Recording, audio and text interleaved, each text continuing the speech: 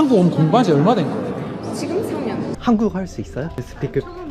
여기에서도 있어요? 아마도 구소련 최대 동맹국에서 믿을 수 없는 일이 벌어졌습니다. 공무원 시험에서 중국어와 러시아어를 폐지하겠습니다. 그 대신 한국어를 필수 과목으로 선정합니다. 70년간 이 나라를 지배했던 영어와 중국어가 하루아침에 잘려나간 겁니다. 현재 거리 간판의 60%가 한글로 뒤덮였고 입국장 직원들은 당연하다는 듯 한국말로 인사를 건넵니다. 하지만 진짜 충격은 교육부의 공식 발표에 있었습니다. 제2 외국어 선택률, 과거 지배국의 언어인 러시아어 8%, 세계 공용어, 영어 31%, 그리고 한국어가 무려 47%로 압도적 1위를 차지했습니다. 군대와 자본으로도 못한 일을 한국이 해냈다. 총 한 방 없이 거대 대륙을 문화로 굴복시킨 그 놀라운 진실을 지금 공개합니다. 15년간 아시아 전역을 누볐습니다. 전쟁터도 가봤고 쿠데타 현장에도 섰습니다. 그런데 이번 취재만큼 제 상식이 산산조각 난 적은 단 한 번도 없었습니다. 저는 레이코 하세가와입니다. CNN 아시아 특파원으로 도쿄에서 태어나 뉴욕에서 자란 일본계 미국인이죠. 그날 새벽 데스크에서 전화가 왔습니다. 레이코, 지금 즉시 카자흐스탄으로 가야 해. 갑자기 카자흐스탄이요? 알마티 도심 간판의 60%가 한글이라는 제보가 들어왔어. 처음엔 나도 웃었는데 현지 통신원이 사진을 보내왔어. 진짜야.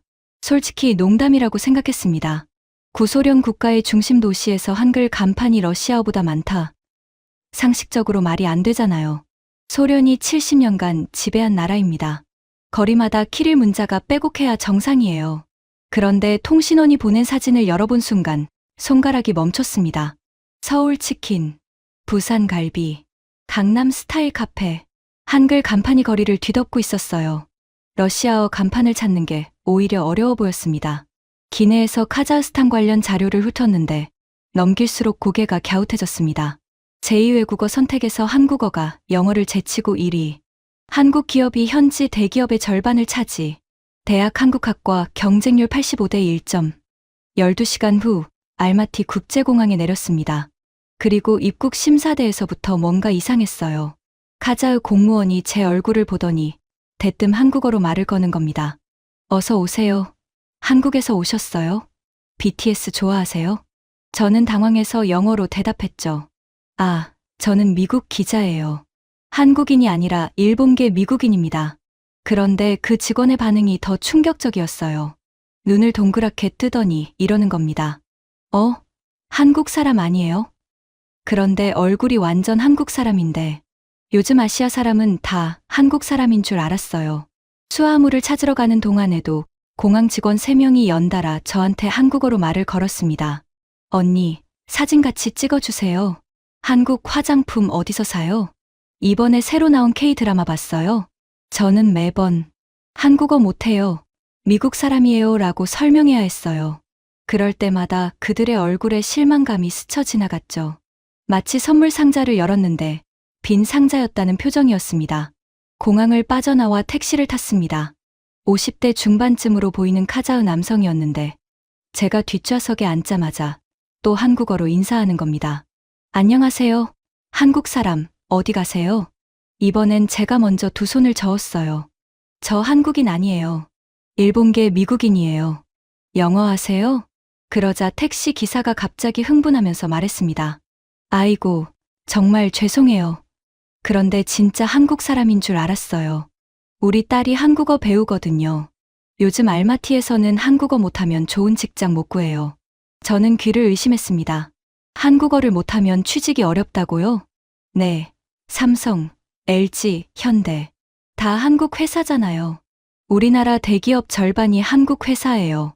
한국어 하는 사람이 연봉이 2배는 높아요. 택시가 시내 중심가로 들어서자 저는 할 말을 잃었습니다. 통신원이 보낸 사진이 과장이 아니었어요. 정말로 거리 곳곳에 한글 간판이 넘쳐나고 있었습니다. 서울 치킨, 부산 갈비, 강남 스타일 카페, 제주 김밥, 네온사인도 한글, 전단지도 한글. 오히려 러시아어 간판을 찾으려면 골목 안쪽까지 들어가야 할 지경이었어요. 호텔에 도착해서 체크인을 하는데 프론트 직원이 또 저를 보고 눈을 반짝이며 한국어로 말했어요. 어머, 한국분이세요? 저 드라마 이태원 클라스 보고 한국어 공부 시작했어요. 제 발음 어때요? 저는 한국인이 아니에요. 그러자 직원이 진짜로 당황한 표정을 지었습니다. 눈을 몇 번 깜빡이더니 이러는 거예요. 네? 그럼 누가 한국인이에요? 저희 호텔에 한국 손님 많이 오는데 언니가 제일 한국 사람 같은데요. 그때 옆에 있던 다른 직원이 끼어들었어요. 맞아요. 요즘 우리나라 사람들도 다 한국 사람처럼 입고 한국 사람처럼 화장하고 한국말 쓰니까 구분이 안 돼요. 근데 진짜 한국 사람 아니에요? 저는 그날 하루 동안 무려 12번이나 한국인으로 오해받았습니다. 카페에서, 식당에서, 편의점에서, 심지어 거리를 걷다가 모르는 사람이 저한테 와서 한국어로 길을 물어보기도 했어요. 도대체 이 나라에서 아시아인은 전부 한국인인 건가? 저녁에 호텔 방으로 돌아와 CNN 본사에 첫 리포트를 보냈습니다. 상황은 제보보다 더 심각합니다. 이 도시는 한국어가 사실상 제2의 공용어가 되었고 사람들은 아시아인을 보면 무조건 한국인이라고 생각합니다. 도대체 어떻게 이런 일이 가능한지, 왜 러시아도 중국도 아닌 한국인지 철저히 조사하겠습니다. 리포트를 보내고 침대에 앉았는데 머릿속이 복잡했습니다. 저는 15년간 아시아를 취재하면서 수많은 문화 현상을 봤어요.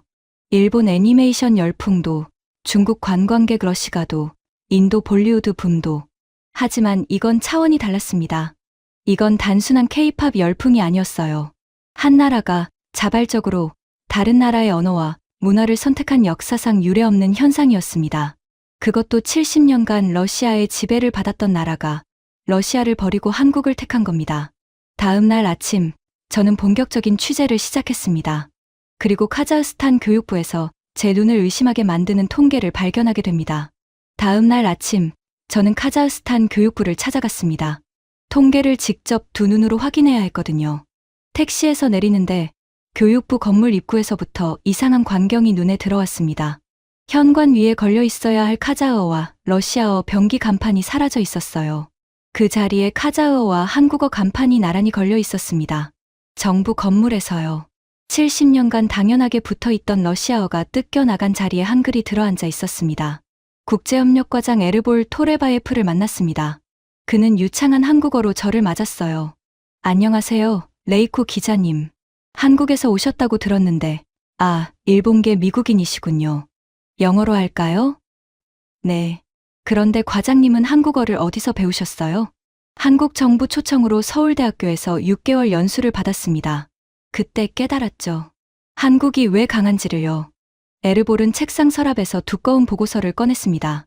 표지에 극비라는 도장이 찍혀 있었어요.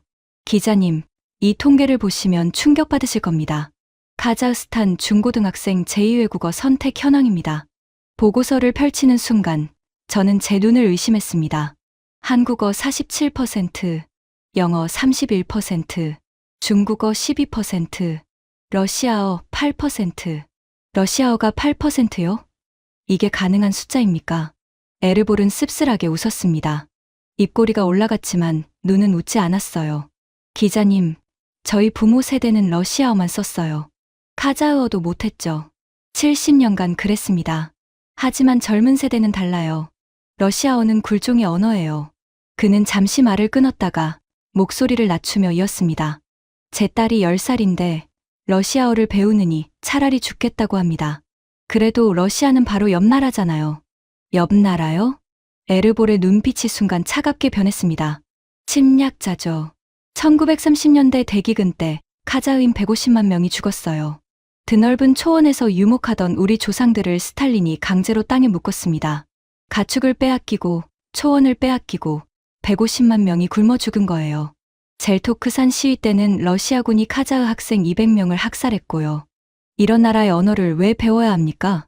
에르볼은 다른 페이지를 펼쳤습니다. 대학 입시 지원 현황도 보세요. 카자흐 국립대 한국학과 경쟁률 85대 1점, 의대가 50대 1, 법대가 40대 1입니다. 한국학과가 의대보다 경쟁률이 높아요. 그러면 러시아학과는요? 에르볼이 고개를 저었습니다. 정원 50명의 지원자가 3명이었어요. 그것도 정부 장학금 때문에 억지로 지원한 겁니다. 저는 다음 질문을 던졌습니다. 중국어는요? 중국이 이 지역에 막대한 투자를 하잖아요. 에르볼의 표정이 어두워졌습니다. 창밖을 잠시 바라보더니 말했어요. 중국이 1대1로로 500억 달러를 제안했죠. 하지만 우리는 거절했어요. 왜인지 아세요? 스리랑카를 보세요. 함바토타 항구를 99년간 중국에 넘겼잖아요. 파키스탄은 과다르항을 빼앗겼고요. 중국 돈은 독약이에요. 받는 순간 노예가 됩니다. 하지만 한국은 작은 나라잖아요. 에르볼이 갑자기 의자에서 몸을 앞으로 기울이며 목소리를 높였습니다. 한국이 작다고요? 기자님, 한국은 세계 12위 경제 대국이에요. 반도체 1위, 조선 1위, 배터리 1위, 문화 콘텐츠 수출 2위. 러시아 GDP가 한국보다 겨우 조금 큽니다. 인구는 3배인데요. 누가 진짜 강대국입니까? 그는 벽에 걸린 차트를 가리켰습니다. 카자흐 청년 희망 직장 순위표였어요. 1위부터 10위까지 전부 한국 기업이에요. 삼성전자, LG화학, 현대자동차, 포스코, 롯데, KT. 러시아 기업, 중국 기업 단 하나도 없어요. 왜 그럴까요? 간단해요. 한국 기업은 현지인을 존중해요. 카자흐인을 임원으로 승진시키고 기술을 전수하고 함께 성장하려 해요. 러시아 기업은 우리를 하인 취급했고 중국 기업은 자기들끼리만 일했어요. 선택의 여지가 있으니까. 에르볼은 창밖의 학교 건물을 가리켰습니다. 저기 보이는 학교에서 지금 뭘 가르치는지 아세요? 한국사예요. 세종대왕, 이순신 장군, 독립운동, 한강의 기적. 우리 아이들이 카자흐 역사만큼 한국 역사를 잘 알아요. 러시아나 중국이 가만히 있겠습니까? 에르볼이 코웃음을 쳤습니다. 러시아가 뭘 할 수 있죠? 우크라이나 전쟁으로 자기들도 죽어가는데. 중국요? 작년에 우리 대통령이 베이징 가서 시진핑한테 직접 말했어요. 카자흐스탄은 한국과 특별 전략 동반자가 될 거라고. 그는 살짝 웃으며 덧붙였습니다.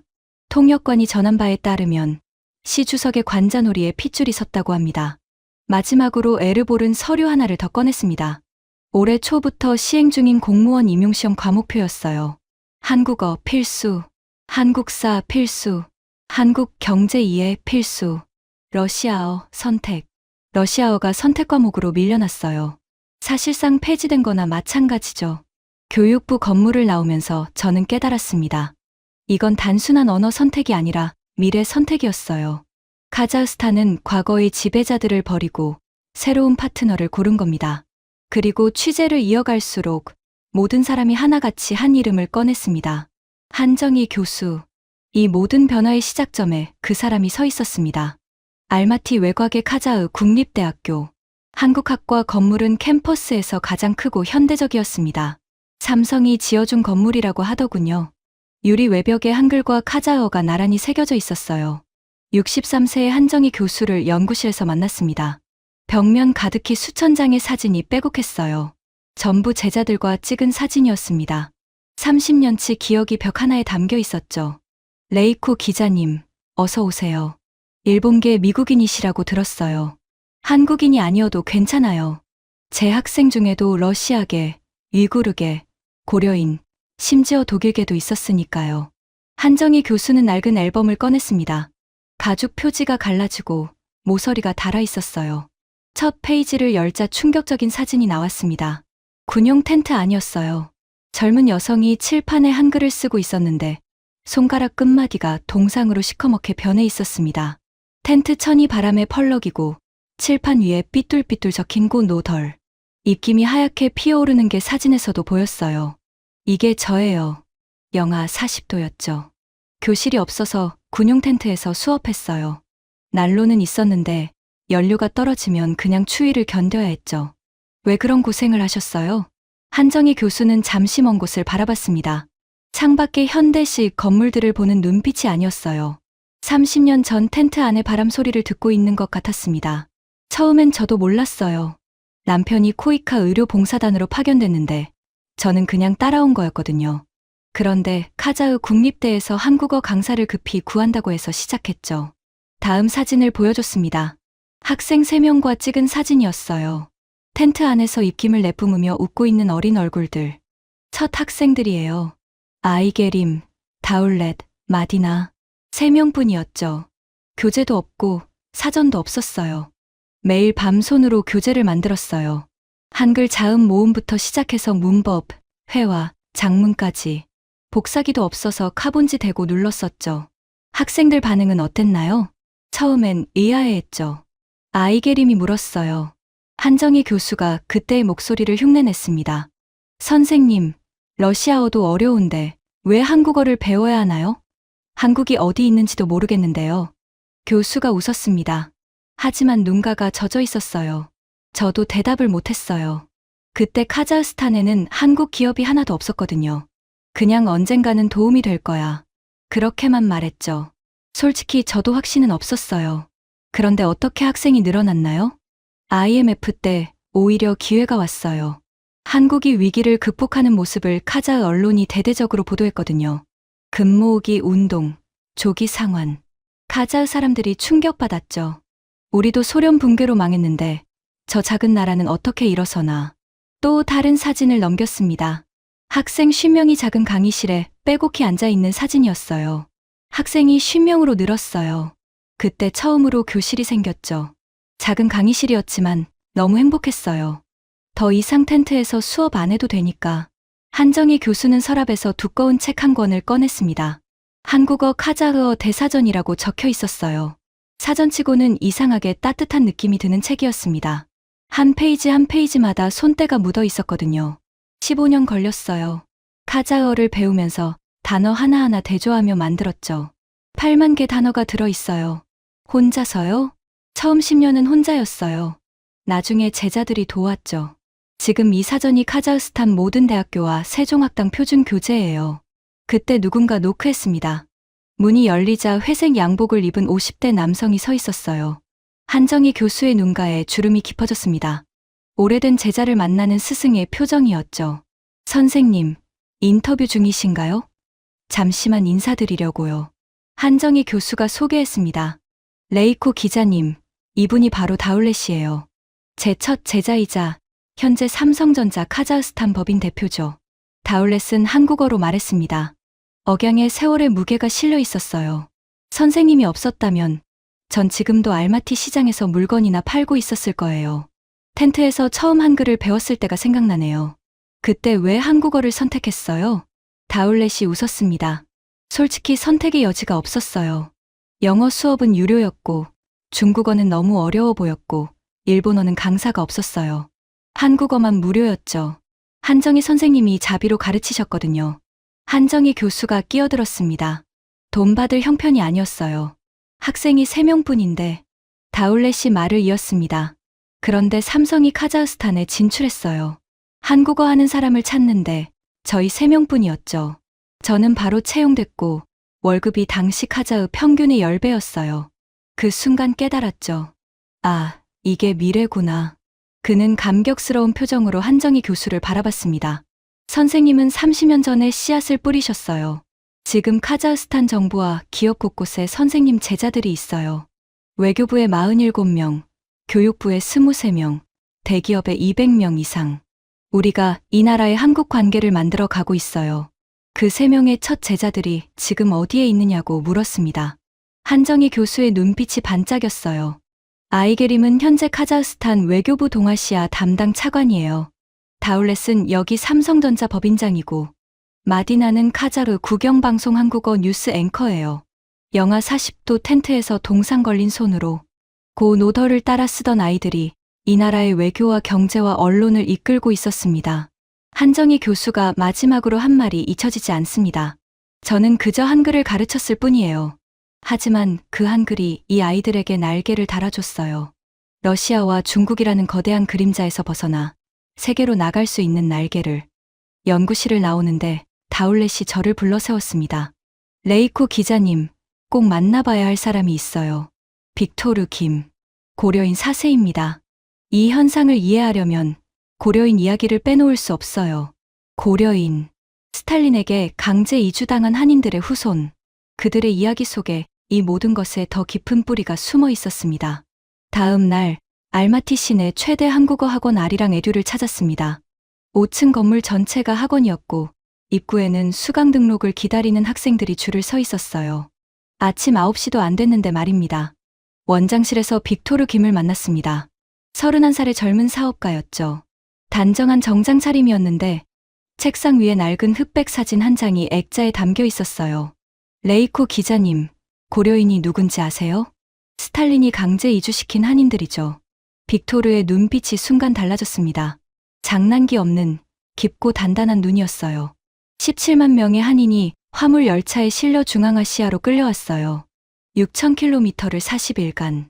제 증조 할아버지는 그 기차 안에서 태어났어요. 그는 잠시 말을 멈췄습니다. 책상 위 흑백 사진을 손끝으로 어루만지며 이었어요. 증조 할머니는 가진 쌀로 미역국을 끓이려 했지만 물이 없었대요. 기차 안에서요. 빅토르가 서랍에서 오래된 가족 사진을 꺼냈습니다. 1940년대 사진이었어요. 한복을 입고 있는 가족. 하지만 사진 아래 이름은 러시아식이었습니다. 보세요. 한복을 입고 있죠. 그런데 이름은 김이 아니라 킴, 박이 아니라 파크. 스탈린은 우리 이름까지 빼앗았어요. 한국어는 어떻게 됐나요? 금지됐죠. 빅토르의 목소리가 낮아졌습니다. 한국어 쓰다 걸리면 반영명 분자로 몰려서 시베리아 수용소행이었어요. 그래서 우리는 한국어를 잃었어요. 저도 몇 년 전까지는 한국어를 한마디도 못했죠. 그럼 어떻게 다시 시작하게 된 거예요? 빅토르가 미소 지었습니다. 하지만 눈에는 물기가 번지고 있었어요. 한국 드라마 별에서 온 그대를 봤어요. 카자흐 전역에서 난리였죠. 그런데 저는 드라마보다 언어에 충격받았어요. 우리 할머니가 가끔 혼잣말처럼 흥얼거리던 소리하고 똑같았거든요. 그는 핸드폰을 꺼내 오래된 영상을 틀었습니다. 이 영상 좀 보세요. 우리 할머니예요. 88세. 한국 드라마를 보시더니 갑자기 우시면서 한국어로 말씀하시는 거예요. 70년간 숨겨왔던 한국어가 튀어나온 거죠. 핸드폰 화면 속 할머니는 이불을 덮고 텔레비전 앞에 앉아 계셨습니다. 드라마 속 배우가 한국어를 하자 주름진 입술이 파르르 떨리기 시작했어요. 70년간 한 번도 꺼내지 않았던 소리가 메마른 목구멍 깊은 곳에서 솟아올랐습니다. 아이고, 우리 말이다. 우리 말. 빅토르가 영상을 껐습니다. 잠시 아무 말도 하지 않았어요. 저도 말을 꺼낼 수가 없었습니다. 침묵을 깬 건 빅토르였습니다. 그날 할머니가 들려준 이야기에 충격받았어요. 우리 집안이 사실 고구려, 유민의 후손이라는 거예요. 8세기에 중앙아시아로 흘러온 고구려 유민들. 그 후손이 연해주로 갔다가 또다시 중앙아시아로 끌려온 거죠. 믿기 힘든 이야기인데요. 저도 그랬어요. 그런데 카자흐 역사학자가 증명했어요. 751년 탈라스 전투 기록에 고구려 유민 부대가 나온대요. 당나라 편으로 싸운 용맹한 전사들이라고. 빅토르가 벽에 걸린 족보를 가리켰습니다. A4 용지 여러 장을 이어붙인 것이었어요. 맨 위에 고구려라 적혀 있고 맨 아래에 빅토르 김이라 적혀 있었습니다. 1300년의 시간이 한 장의 종이 위에 놓여 있었어요. 1300년의 여정이에요. 고구려에서 중앙아시아, 연해주, 다시 중앙아시아. 그리고 이제야 우리는 다시 한국과 연결됐어요. 그래서 한국어 학원을 여신 거예요? 빅토르의 목소리가 갑자기 낮아졌습니다. 이를 악물듯 말했어요. 이건 복수예요. 복수요? 스탈린이 지우려 했던 우리 정체성을 되찾는 복수. 소련이 70년간 숨기려 했던 우리 언어를 부활시키는 복수. 그는 창밖을 가리켰습니다. 건물 앞에 줄 서 있는 학생들이 보였어요. 저기 보이는 학생들. 오전에만 300명이 한국어 배우러 와요. 러시아계 청년도 있고, 위구르인도 있고, 심지어 독일계도 있어요. 고려인만의 언어가 아니라 카자흐스탄 전체의 언어가 된 거예요. 빅토르가 한 학급으로 저를 안내했습니다. 20대 청년들이 한국어로 토론하고 있었어요. 발음이 꽤 정확했습니다. 올해 우리 학원 졸업생 1900명 중 1700명이 한국 기업에 취직했어요. 취업률 90%, 러시아어 전공은 10%, 중국어 전공은 5%. 다시 원장실로 돌아와서 빅토르가 벽에 걸린 두 장의 사진을 가리켰습니다. 이 사진 좀 보세요. 왼쪽이 강제이주 당시 우리 증조 할아버지. 화물 열차 앞에서 찍은 거예요. 오른쪽은 작년에 찍은 우리 가족 사진. 한복을 입고 있죠. 두 사진 사이에 87년의 세월이 흘러 있었습니다. 화물 열차 앞에 절망해서 한복을 입고 웃는 가족으로 빅토르가 마지막으로 한 말이 강렬했습니다. 스탈린은 우리 언어를 죽이려 했어요. 하지만 언어는 죽지 않았어요. 70년을 잠들어 있다가 다시 깨어났죠. 할머니의 목구멍 깊은 곳에서. 이게 고려인의 복수예요. 학원을 나오며 저는 깨달았습니다. 이건 단순한 언어 학습이 아니라 역사의 복원이었어요. 빼앗긴 정체성을 되찾는 1300년의 귀향이었습니다. 그리고 이 모든 변화의 경제적 토대를 만든 존재가 있었습니다. 다른 나라 기업들이 전부 떠날 때 끝까지 남아서 신뢰를 쌓은 기업. 다음 날 저는 알마티 외곽의 삼성전자 카자흐스탄 공장으로 향했습니다. 삼성전자 카자흐스탄 공장. 다울렛이 직접 안내해줬습니다. 이 공장은 소련 붕괴 직후에 지어졌어요. 모든 외국 기업이 철수하던 시기에 삼성만 들어왔죠.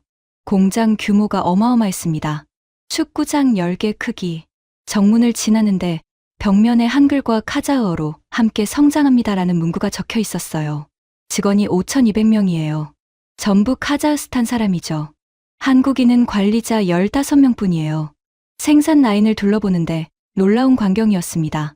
카자흐 직원들이 한국어로 대화하고 벽에는 한글로 안전 수칙이 적혀 있었어요. 누군가, 야, 이거 불량이야. 다시 해라고 한국어로 외치는 소리도 들렸습니다. 여기서는 한국어가 공용어예요. 물론 러시아어로도 일할 수 있지만 한국어 하는 직원이 승진이 빨라요. 다울렛은 한 중년 여성을 소개했습니다. 이분이 굴미라 씨예요. 공장 초창기부터 근무하셨죠. 굴미라는 서툰 한국어로 말을 시작했습니다. 처음에 삼성 올 때 가족들이 말렸어요. 한국 회사 망할지 몰라. 그런데 27년이 지났어요. 저는 이제 생산팀 부장이에요. 27년이면 엄청난 세월인데요. 굴미라의 눈가가 붉어졌습니다. 손등으로 훔치며 웃었어요. 미안해요. 27년 다니면서 이런 얘기 처음 해봐서. 글로벌 금융위기 때 기억나요? 러시아 기업들 다 문 닫았어요. 직원들 월급도 안 주고 도망갔죠. 중국 기업들도 철수했고요. 삼성은요? 굴미라가 작업복 주머니에서 손수건을 꺼내 눈가를 닦았습니다. 주머니에는 삼성 로고 아래 카자흐어로 우리는 가족입니다라는 배지가 달려 있었어요. 본사에서 지원금 보내왔어요. 한 명도 해고 안 했어요. 오히려 직원 복지를 늘렸죠. 그때 깨달았어요. 아, 이 회사는 우리를 가족으로 보는구나. 다울렛이 이어 말했습니다. 루블 폭락 사태 때도 마찬가지였어요. 모든 외국 기업이 철수했는데 삼성만 남았어요. 오히려 투자를 늘렸죠. 왜 그랬을까요? 제가 본사에 물어봤어요. 대답이 딱 한 줄이었습니다. 위기 때 떠나면 신뢰를 잃는다. 우리는 장기적으로 생각한다. 그 한 줄이요. 그리고 코로나가 왔습니다. 전 세계가 공장 문 닫을 때 우리도 고민했죠. 그런데 본사 결정이 내려왔어요. 다울렛의 눈빛이 빛났습니다. 생산 라인을 바꿔서 마스크, 방호복, 산소 호흡기를 만들기로 한 거예요. 카자흐스탄 정부에 무상으로 제공했죠. 무상으로요? 이익 한 푼도 안 남았어요. 오히려 손해였죠. 그런데 본사 이사회 결정문은 딱 한 줄이었대요. 지금은 돈을 벌 때가 아니라 신뢰를 쌓을 때다. 그때 다른 외국 기업들은요? 다울렛이 코웃음을 쳤습니다. 러시아 기업은 마스크 가격을 10배 올렸어요. 중국 기업은 불량품을 팔았고요. 삼성은 무료로 줬죠. 카자흐 국민이 삼성을 영웅으로 봤어요. 그 이후로 삼성 입사 경쟁률이 100대 1이 됐습니다. 다울렛은 저를 직원 식당으로 안내했습니다. 점심시간이라 북적였어요. 메뉴판을 보고 저는 웃음이 났습니다. 김치찌개, 비빔밥, 불고기 옆에 베스바르막, 쿠르닥, 라그만이 나란히 적혀 있었어요. 김치찌개와 베스바르막이 같은 메뉴판에 있다는 건 두 문화가 같은 식탁에 앉았다는 뜻이에요. 한 테이블에서 한국인 관리자와 카자흐 직원들이 함께 식사하며 웃고 있었습니다. 저기 보이는 박 과장님. 카자흐어를 배워서 직원들과 카자흐어로 대화해요. 라마단 기간에는 무슬림 직원을 위한 특별 식단을 준비하고 쿠르반 바이람 때는 이틀 휴가를 줘요. 러시아 기업이나 중국 기업이 이런 거 해본 적 있겠어요? 마지막으로 다울렛은 신규 공장 건설 현장을 보여줬습니다. 철골 구조물이 하늘을 찌르고 있었어요. 내년에 완공돼요. 투자액 3억 달러. 일자리 2,000개가 더 늘어나요. 러시아나 중국 반응은요? 다울렛이 웃었습니다. 작년에 러시아 기업 간부가 와서 했던 말, 잊을 수가 없어요. 너희는 카자흐를 배신했다. 우리가 70년 지배했는데 뭐라고 대답하셨어요? 다울렛의 목소리가 단단해졌습니다. 제가 이렇게 말했죠. 70년간 지배한 게 자랑인가요? 삼성은 27년간 동반자였어요. 누가 더 나은지는 카자흐스탄 국민이 판단할 겁니다. 공장을 나오며 다울렛이 마지막으로 한 말이 인상적이었습니다. 한국 기업들이 여기 남은 이유는 단순해요. 카자흐스탄을 시장이 아니라 파트너로 본 거죠. 착취하려 한 게 아니라 함께 성장하려 했고요. 그게 비밀 아닌 비밀이에요. 삼성이 27년간 쌓아 올린 신뢰, 위기 때마다 떠나지 않은 선택, 그것이 카자흐스탄이 한국을 선택한 경제적 토대였습니다. 하지만 의문이 남았습니다. 한국보다 3배 더 많은 돈을 쏟아부은 중국은 왜 실패했을까? 저는 그 답을 찾기 위해 카자흐 경제연구소를 찾아갔습니다. 카자흐 경제연구소. 중국 전문가 바우르잔 박사를 만났습니다. 베이징대에서 박사학위를 받은 사람이었어요. 중국어도 유창하고 중국 내부 사정을 손바닥 보듯 아는 학자였죠. 레이코 기자님, 많은 사람들이 오해해요. 중국이 카자흐스탄에 투자를 안 한 게 아니에요. 엄청나게 했죠. 그런데 실패한 거예요. 바우르잔은 두꺼운 보고서를 꺼냈습니다. 1대1로로 카자흐스탄에 투자한 금액이 300억 달러예요. 한국은 100억 달러. 액수로는 중국이 3배 많았죠. 그런데요? 바우르잔이 보고서 한 페이지를 탁 넘기며 말했습니다. 중국 돈은 투자가 아니라 빚이었어요. 고금리 대출이었죠. 연 8%. 게다가 프로젝트는 중국 기업만 맡았어요. 우리는 빚만 졌고 기술은 전혀 배우지 못했어요. 구체적인 사례가 있나요? 카스피 항만 프로젝트요. 중국이 20억 달러를 빌려줬어요. 그런데 건설은 전부 중국 기업이 했고 노동자도 중국에서 데려왔어요. 카자흐스탄 사람은 한 명도 안 썼어요. 우리 땅에 우리 돈으로 짓는 건데 우리가 할 일이 없었던 거죠. 빚만 떠안았어요. 한국은 달랐나요? 완전히 달랐어요. 현대건설이 카스피 항만 확장 프로젝트를 맡았는데 카자흐 건설사와 컨소시엄을 구성했어요. 기술도 전수하고 카자흐 노동자를 80% 고용했죠. 공사가 끝나고 나니까 우리 기술자들이 스스로 항만을 운영할 수 있게 된 거예요. 바우르잔이 핸드폰을 꺼내 녹음 파일을 재생했습니다. 잡음 섞인 중국어가 흘러나왔어요. 바우르잔이 실시간으로 통역했습니다. 너희는 게으른 민족이다. 중국인처럼 일해라. 재생이 끝난 뒤 연구실이 조용해졌습니다. 중국 기업 감독관이 카자흐 노동자한테 한 말이에요. 녹음돼서 퍼졌죠. 이것만이 아니에요. 중국 기업들은 카자흐 직원을 절대 관리자로 승진시키지 않았어요. 식당도 따로 썼죠. 중국인 식당은 고기 반찬에 에어컨이 나오고 카자흐인 식당은 국수 한 그릇에 선풍기였어요. 같은 현장에서 일하는데 이게 동반자입니까? 바우르잔이 고개를 저었습니다. 동반자가 아니라 식민지죠. 그는 벽에 걸린 지도를 가리켰습니다. 신장에서 카자흐스탄을 거쳐 유럽으로 가는 철도 노선이 빨간색으로 표시돼 있었어요. 이게 1대1로의 핵심이에요. 카자흐스탄은 그냥 통로였던 거죠. 중국 물건이 유럽으로 가는 길목. 우리 발전은 관심 없었어요. 한국은요? 한국은 카자흐스탄의 산업화를 도왔어요. 포스코가 철강 공장 짓고 LG화학이 배터리 공장 짓고 현대자동차가 조립 공장 지었어요. 전부 카자흐스탄에서 생산하는 거예요. 우리 사람이 만들고 우리 기술로 운영하고 이익도 우리한테 돌아와요. 바우르잔이 충격적인 자료를 한 장 더 꺼냈습니다. 카자흐 대통령이 시진핑을 만났어요. 시진핑이 1대1로 추가로 500억 달러를 제안했죠. 거절했다고 들었는데요. 네. 정상회담 석상에서 통역관이 카자흐 대통령의 답변을 전했습니다. 우리는 빚의 노예가 되지 않겠습니다. 스리랑카와 파키스탄의 전철을 밟지 않겠습니다. 시 주석의 펜을 쥔 손이 잠시 멈췄다고 해요. 그 다음은요? 바우르잔이 웃었습니다. 그 다음이 재밌어요. 대통령이 다음 주에 서울 가서 한국 대통령 만났거든요. 그리고 한카 특별 전략 동반자 협정을 맺었죠. 중국이 가만히 있었나요? 난리 났죠. 중국 관영 매체가 카자흐스탄을 배신자라고 공격했어요. 은혜를 모르는 나라라고. 그런데 카자흐 국민 반응은 정반대였어요. 대통령 지지율이 15% 올랐어요. 중국 거부가 역사적 선택이라고 봤죠. 지금 중국 입장은요? 이미 늦었어요. 카자흐스탄 최대 투자국이 한국이 됐거든요. 중국은 4위로 밀려났어요. 바우르잔이 마지막으로 한 말이 핵심이었습니다. 중국은 돈으로 친구를 살 수 있다고 생각했어요. 300억 달러를 쏟아부으면 카자흐스탄이 고개를 숙일 줄 알았죠.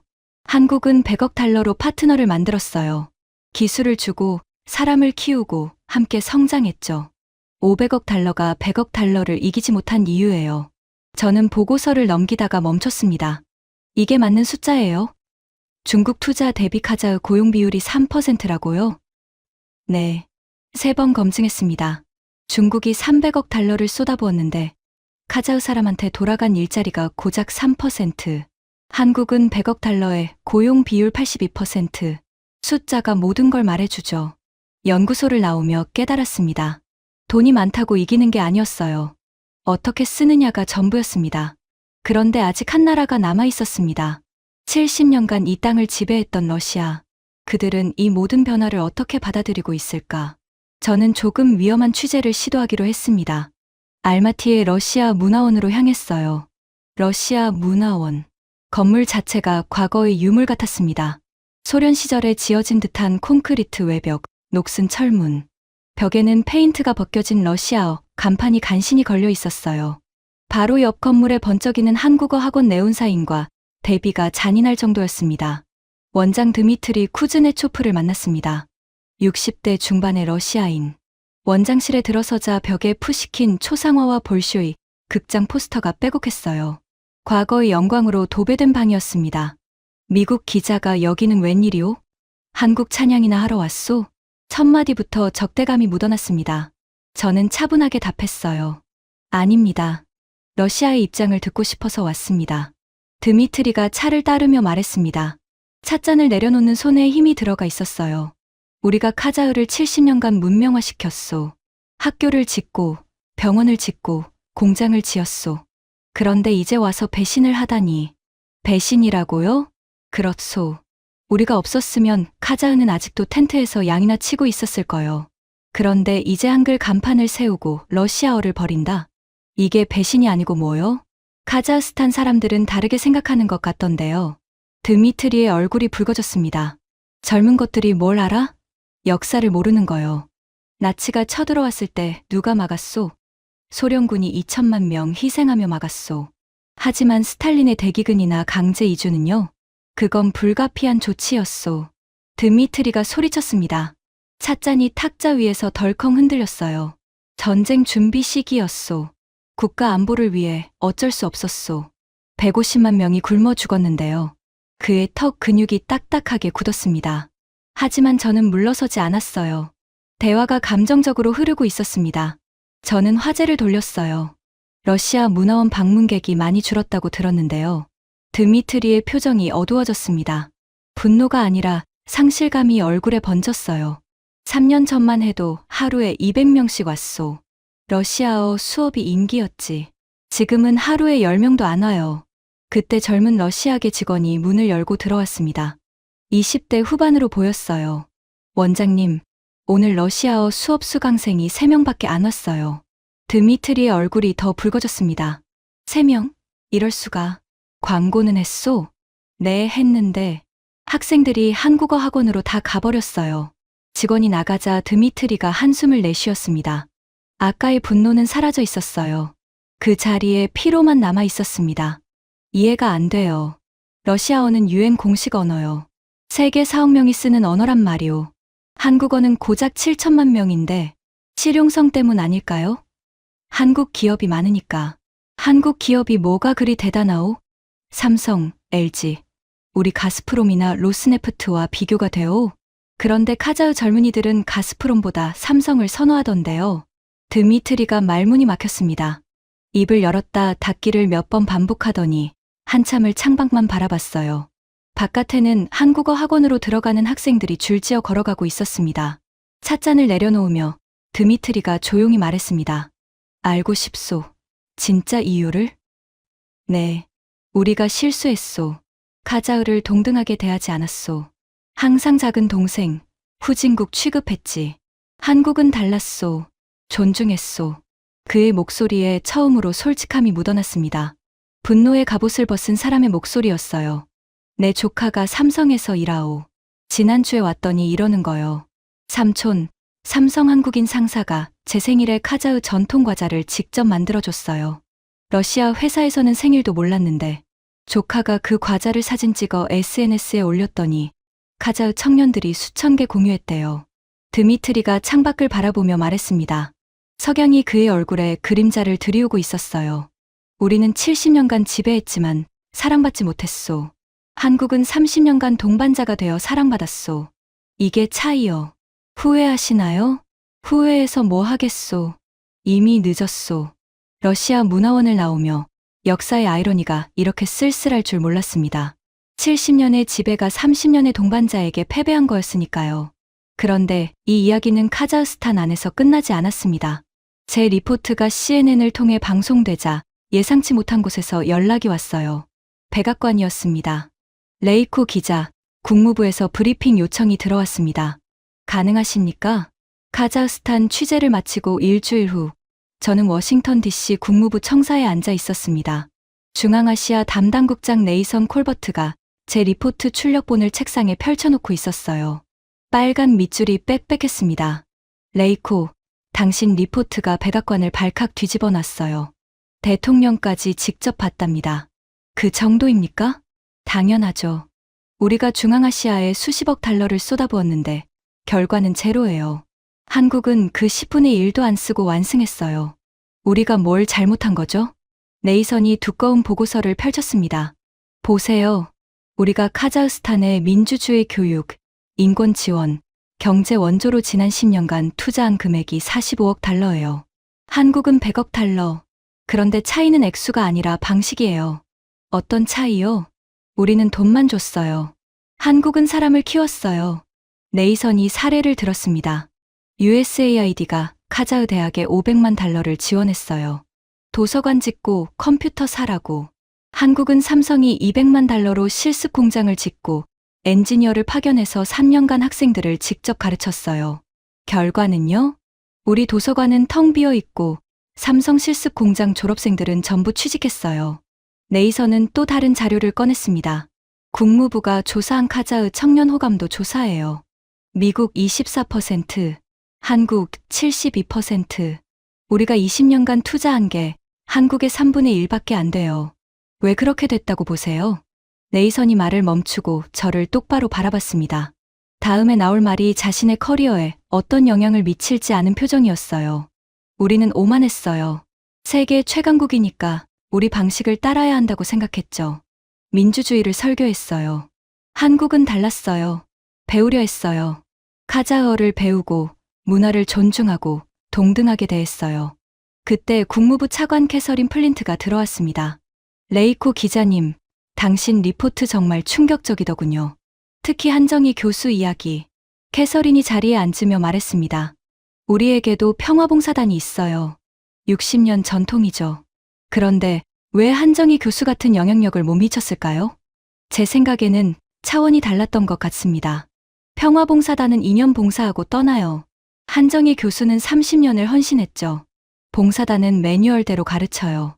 한정희 교수는 학생들 손을 잡고 함께 울었어요. 캐서린이 한숨을 내쉬었습니다.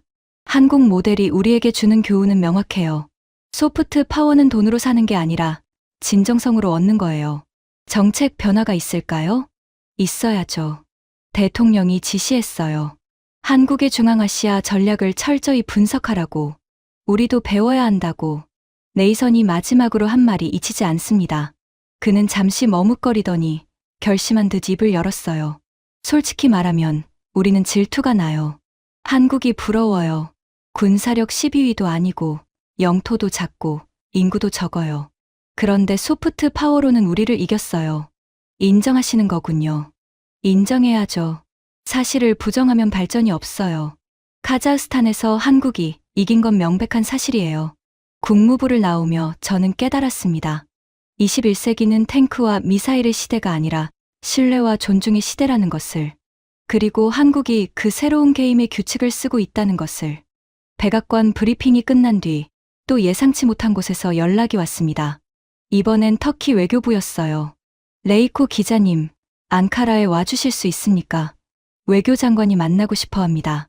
카자흐스탄과 같은 튀르크 민족, 같은 언어, 계통의 형제 나라. 그 터키마저 한국에 밀렸다는 건 어쩌면 이 이야기에서 가장 씁쓸한 대목일지도 몰랐습니다. 터키 외교부 청사, 외교장관 셀림 에르도안이 지도를 펼쳐놓고 저를 기다리고 있었습니다. 레이코 기자님, 당신 리포트를 3번 봤습니다. 관심 가져주셔서 감사합니다. 셀림이 지도 위 카자흐스탄을 손가락으로 짚었습니다. 보세요. 카자흐스탄은 우리 형제예요. 같은 튀르크 민족이죠. 언어도 비슷하고 문화도 비슷해요. 그런데 왜 우리가 아니라 한국을 선택했을까요? 장관님 생각은요? 셀림이 잠시 입술을 깨물었습니다. 외교장관이 자국의 실패를 인정하려는 순간이었어요. 피는 물보다 진하다고 생각했는데 신뢰가 피보다 진했어요. 그는 통계를 꺼냈습니다. 지난 10년간 터키의 카자흐스탄 투자액이 15억 달러예요. 한국은 100억 달러. 7배 차이가 나요.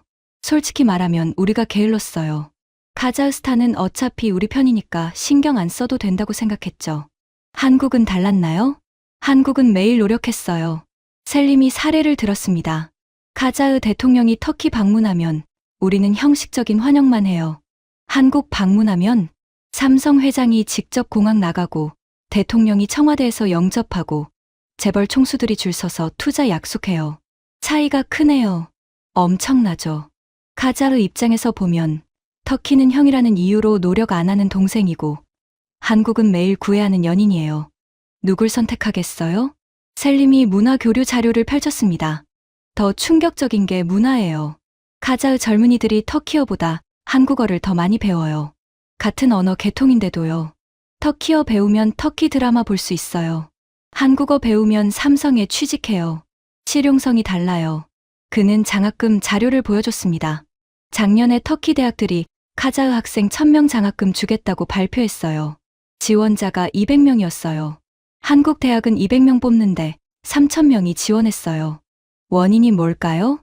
한국은 미래를 주고 우리는 과거만 얘기해요. 한국 가면 최신 기술 배우고 글로벌 기업 경험해요. 터키 오면 우리는 형제다라는 얘기만 들어요. 그때 외교부 차관이 급히 들어왔습니다. 장관님, 카자흐 외교부에서 연락 왔습니다. 한국과 카스피의 횡단 물류 루트 만들 거라고요. 중국 없이도 된다고 합니다. 셀림이 지도를 다시 바라봤습니다. 새로운 실크로드예요. 한국, 카자흐스탄, 터키, 유럽, 중국과 러시아를 완전히 우회하는 루트. 한국 기업들이 이미 움직이고 있어요. 현대글로비스가 물류, 삼성물산이 인프라, 포스코가 철도. 셀림은 감동적인 이야기를 하나 더 들려줬습니다. 작년 12월 한국 청년봉사단 100명이 카자흐스탄에 왔어요.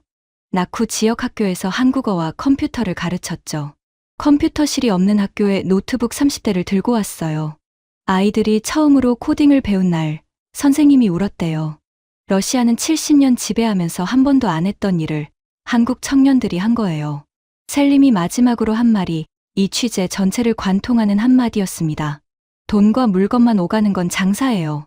사람과 마음이 오가는 게 진짜 동맹이에요. 한국이 하고 있는 건 장사가 아니라 동맹이에요. 중국의 1대1로하고는 차원이 다르죠. 앙카라를 떠나며 저는 생각했습니다. 러시아, 중국, 미국, 터키. 4개국 모두가 각자의 방식으로 카자흐스탄에서 실패했고 각자의 언어로 한국의 성공을 인정했습니다. 하지만 진짜 중요한 목소리를 아직 듣지 못했어요. 카자흐스탄 청년들 자신의 목소리를. 저는 다시 알마티로 돌아갔습니다. 알마티 국립대학교 대강당. 500명의 대학생이 모인 청년 포럼이었습니다. 22살 자밀라가 무대에 올라 선언문을 낭독했어요. 우리는 더 이상 러시아의 그림자도 중국의 위성도 아닙니다. 우리는 한국과 함께 제3의 길을 갑니다. 열박수가 터졌습니다. 24살 의대생 누르탄이 마이크를 잡았어요. 제 할아버지는 스탈린에게 강제 이주당한 고려인이었어요. 아버지는 소련 붕괴 후 러시아 기업에서 일하다 버림받았죠. 저는 다릅니다. 한국 병원에서 연수받고 최신 의술을 배워 우리나라를 바꿀 겁니다. 23살 공대생 마라트가 일어났습니다. 러시아 유학 갔던 선배들 뭐 하는지 아세요? 대부분 택시 운전사예요. 러시아 대학 졸업장은 휴지 조각이에요. 한국 카이스트 나온 선배들은 전부 글로벌 기업에서 일해요. 그때 러시아계 학생 블라디미르가 벌떡 일어났습니다. 러시아 없이 카자흐가 살아남을 수 있다고 생각해. 가스도 석유도 러시아 파이프라인인데 우리가 밸브 잠그면 너희는 얼어 죽어. 포럼장이 쥐 죽은 듯 고요해졌습니다. 500명이 다음 말을 기다렸어요. 25살 에너지공학과 다니아르가 천천히 일어났습니다. 한국가스공사가 카타르 LNG 공급 루트를 열었어요. 현대건설이 신재생 에너지 단지 짓고 있고요.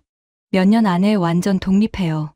그때 러시아는 가스 팔 곳이 없어서 어떻게 되겠어요. 유럽도 안 사는데 중국계 학생 류웨이가 끼어들었습니다. 중국 시장 없이 카자흐가 돌아간다고? 작년에 중국이 카자흐 원유 40% 샀어. 20살 경영학과 아이누르가 자리에서 벌떡 일어났어요. 제 오빠가 중국 화웨이에서 일했어요. 월급 차별, 승진 차별, 심지어 화장실도 따로 썼대요. 중국인들이 카자흐 직원을 뭐라고 부르는지 아세요? 장내가 술렁였습니다. 누군가 뭐라고? 라고 소리쳤어요. 하등 민족이래요. 분노가 강당을 채웠습니다. 아이누르가 이어 말했어요. 그런데 제 언니는 한국 LG에서 일해요. 한국인이랑 똑같은 대우받고 작년에 과장으로 승진했어요. 회식 때 한국인 상사가 먼저 카자흐 노래 불러줬대요. 25살 라우샨이 마이크 앞에 섰습니다. 손이 떨리고 있었어요. 말을 이으려는데 목이 메어 한참을 서 있었습니다. 제 삼촌이 신장 위구르에 살았어요. 작년에 중국 공안에 끌려갔어요. 카자흐 민족이라서 강제 수용소에 있대요. 이게 중국이에요. 학생 50명이 무대에 올라왔습니다. 지휘자도 반주도 없었어요. 아카펠라로 부르는 동해물과 백두산이가 대강당을 채웠습니다. 3절까지 불렀어요. 정확한 발음이었습니다. 고려인 4세 안드레이가 마이크를 잡았어요. 식민지가 뭔지 알아?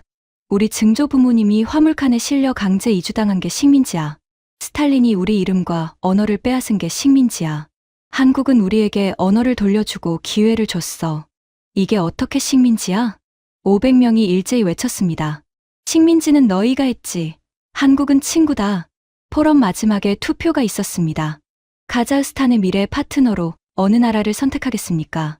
자밀라가 결과를 읽었습니다. 한국 438표. 박수가 터졌어요. 서구 42표. 조용했습니다. 러시아 12표. 웅성거림이 퍼졌어요. 중국 8표. 폭소가 터졌습니다. 자밀라가 마지막 선언을 했어요. 우리 세대가 결정했습니다. 카자흐스탄의 미래는 동쪽에 있습니다. 그 동쪽은 베이징도 모스크바도 아닌 서울입니다. 포럼이 끝나고 출구로 향하는데 한 러시아계 청년이 뒤에서 작은 목소리로 불렀습니다. 기자님. 돌아보니 아까 논쟁 중에 조용히 앉아있던 학생이었어요. 저도 사실 한국 좋아해요. 부모님한테는 비밀이지만 저도 한국어 배우고 있어요. 그는 쑥스럽게 웃고는 사라졌습니다. 청년 포럼을 마친 다음 날 예상치 못한 소식이 들려왔어요.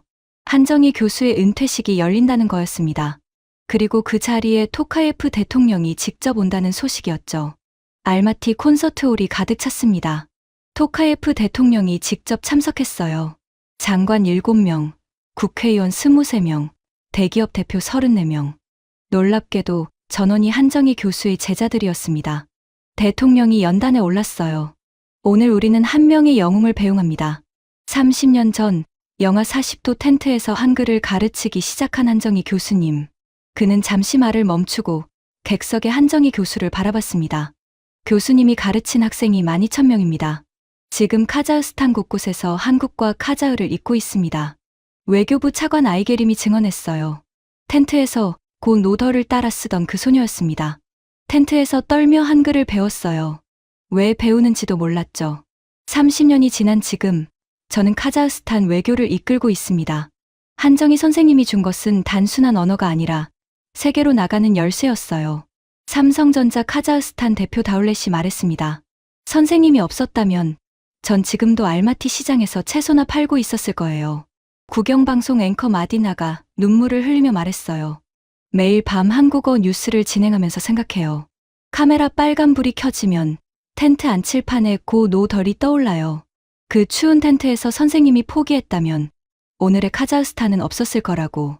한정희 교수가 마이크를 잡았습니다. 1000석 가까운 객석이 숨을 죽였어요. 저는 그저 한글을 가르치려 했을 뿐입니다. 그런데 이 아이들이 기적을 만들었어요. 교수가 낡은 사진을 들어올렸습니다. 객석에서 탄성이 흘러나왔어요. 30년 전 텐트 교실에서 찍은 사진.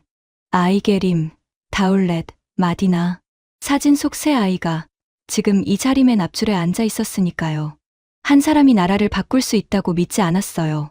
그런데 바뀌더라고요. 사랑과 헌신이 있다면 불가능은 없어요. 한정희 교수가 카자흐어로 외쳤습니다. 카자흐스탄 알가, 전진하라. 1000명이 함성으로 답했습니다. 코레아 알가, 토카예프 대통령이 깜짝 발표를 했어요. 오늘부로 알마티 국제공항 J터미널을 한정희 터미널로 명명합니다. 공항 터미널에 이름이 붙는다는 건 이 나라에 오는 모든 사람이 가장 먼저 만나는 이름이 된다는 뜻이었습니다. 한정희 장학재단을 설립합니다. 매년 100명의 카자흐 학생을 한국에 보내겠습니다. 은퇴식이 끝나고 한정희 교수와 단독으로 마주 앉았어요. 교수님, 30년을 돌아보시면요. 씨앗이 숲이 됐어요. 한글 몇 자 가르친 게 한 나라를 바꿨다니 저도 믿기지 않아요. 후회는 없으세요? 단 하나도요. 교수가 조용히 웃었습니다. 오히려 감사해요. 카자흐스탄이 저를 받아줬고 이 아이들이 저를 믿어줬어요. 한 달간의 취재를 마치고 공항으로 가는 길, 저는 또 한국인으로 오해받았습니다. 이번엔 고려인 할머니였어요. 한국 사람, 고맙수다. 우리 말 다시 찾아줘서. 저는 한 달 동안 계속 들어서 몇 마디는 할 수 있게 된 한국어로 답했습니다. 저는 한국인이 아니지만 한국이 정말 대단한 나라인 건 알겠어요. 할머니가 제 손을 잡았습니다. 한국인 아니어도 괜찮아요. 마음이 통하면 다 형제지요. 출국장 전광판에는 카자흐어, 한국어, 영어 순으로 안내가 나오고 있었습니다. 러시아어는 없었어요. 이것이 21세기 소프트 파워입니다. 총 한 발 쏘지 않고, 돈으로 매수하지 않고, 위협하지 않고도 한 나라가 다른 나라의 마음을 얻는 힘. 지배가 아닌 존중으로, 착취가 아닌 상생으로, 강요가 아닌 매력으로 세계를 바꿀 수 있다는 것을 한국이 증명했습니다. 방송이 끝난 후 가장 기억에 남는 메시지는 한정희 교수가 보낸 한 줄이었습니다. 사랑은 국경도 언어도 시간도 초월합니다. 지금까지 카자흐스탄이 한국을 선택한 놀라운 이야기 어떠셨나요? 숫자부터 다시 한번 정리해 드리겠습니다. 카자흐스탄 제2외국어 선택, 한국어 47%, 러시아어 8%, 한국학과 경쟁률 85대 1, 러시아학과 지원자 3명, 청년포럼 투표, 한국 438표, 중국 8표, 드미트리 쿠즈네초프, 70년간 카자흐스탄을 지배했던 러시아의 문화원장이 이렇게 말했습니다. 우리는 70년간 지배했지만 사랑받지 못했소. 한국은 30년간 동반자가 되어 사랑받았소. 미국 국무부 담당국장은 이렇게 인정했습니다. 솔직히 말하면 우리는 질투가 나요. 30년 전이었습니다. 아무도 관심 갖지 않던 중앙아시아의 한 대학교. 영하 40도 군용 텐트에서 동상 걸린 손으로 칠판에 한글을 쓰던 한 사람이 있었습니다. 학생은 고작 3명이었어요. 교재도 없고 사전도 없고 돈도 없었습니다. 그래도 포기하지 않았습니다. 매일 밤 카본지에 교재를 눌러쓰고 15년간 혼자서 8만 단어 사전을 만들었습니다. 그 3명의 학생이 12,000명이 되었고 외교부 차관이 되고 삼성 대표가 되고 뉴스 앵커가 되어 한 나라를 바꿨습니다. 한국의 진정한 힘은 반도체도 K-팝도 경제력도 아니었습니다. 사람을 키우고 신뢰를 쌓고 위기 때 떠나지 않는 것. 그 묵묵한 진정성이 총과 돈과 위협을 이긴 겁니다. 가슴이 뜨거워지셨다면 댓글에 한국 2글자만 남겨주세요. 그리고 이 영상을 꼭 공유해주세요. 전 세계에 흩어진 우리 동포들과 한국을 사랑하는 모든 분들이 이 이야기를 알 수 있도록 영하 40도 텐트에서 시작된 기적이 한 사람의 공유로 또 한 번 퍼져나갑니다. 작은 나라도 세계를 바꿀 수 있다는 것을 한국이 증명했습니다.